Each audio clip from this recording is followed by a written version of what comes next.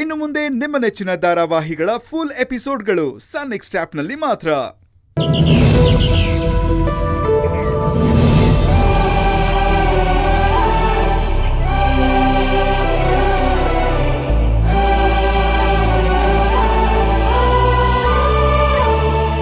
ಗಂಗಾ ಅಭಯ್ ಇಬ್ರು ಹತ್ರ ಆಗ್ಬೇಕು ಅಂದ್ರೆ ನಾನು ಅವರಿಂದ ದೂರ ಹೋಗ್ಬೇಕು. ಅಭಯ್ ಹಳೇದನ್ನೆಲ್ಲ ಮರಿಬೇಕು ಅಂದ್ರೆ ಆ ನೆನಪುಗಳು ಬರೋದಕ್ಕೆ ನಾನು ಅವಕಾಶ ಕೊಡಬಾರ್ದು. ಅಂದಮೇಲೆ ಆದಷ್ಟು ಬೇಗ ನಾನು ಇಲ್ಲಿಂದ ಹೋಗ್ಬೇಕು. ಅಕ್ಕ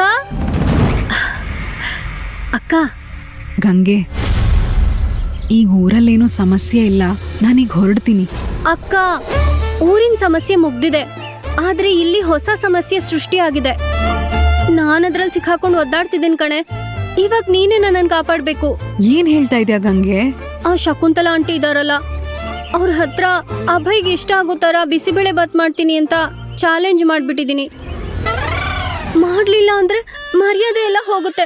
ಅದನ್ನ ಜೀವನ ಪೂರ್ತಿ ಸಂಪಾದನೆ ಮಾಡಕ್ ಆಗಲ್ಲ ಕಣೆ. ಇವಾಗ ನಾನೇನ್ ಮಾಡ್ಬೇಕು?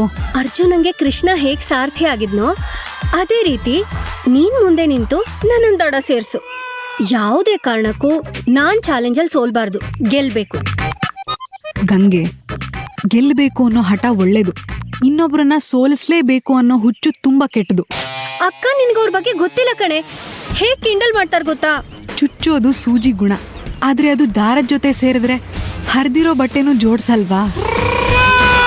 ಅವ್ರ ಬುದ್ಧಿ ಏನಾದ್ರೂ ಆಗಿರ್ಲಿ, ಅವ್ರ ಜೊತೆ ಸ್ನೇಹ ಪ್ರೀತಿಯಿಂದ ಇದ್ರೆ ಖಂಡಿತ ಮನಸ್ತಾಪ ದೂರ ಆಗತ್ತೆ.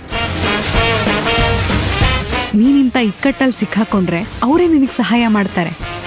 ಏನಿವಾಗ ರಾಜಿ ಆಗಿ ಅಂತ ಹೋಗಿ ಅವ್ರ ಹತ್ರ ಕೇಳ್ಕೋಬೇಕಾ? ತಪ್ಪೇನಿಲ್ಲ. ಹೊಂದಾಣಿಕೆ ಅನ್ನೋದು ನಮ್ಮಲ್ಲೇ ಇದ್ರೆ ಹಾವಿನ ಜೊತೆ ಕೂಡ ಬದುಕಬಹುದು. ಆಯ್ತು, ಮುಂದೆ ಬೇಕಿದ್ರೆ ಅವ್ರ ಜೊತೆ ಚೆನ್ನಾಗಿ ಇದ್ಕೊಂಡು ಒಂದಾಗಿದ್ದರೆ ಎಲ್ಲ, ಚಿಂತೆಗೆ ಜಾಗ ಇಲ್ಲ, ಕಷ್ಟ ನಷ್ಟ ಎಲ್ಲ, ಹಾಲು ಸಕ್ಕರೆ ಬೆಲ್ಲ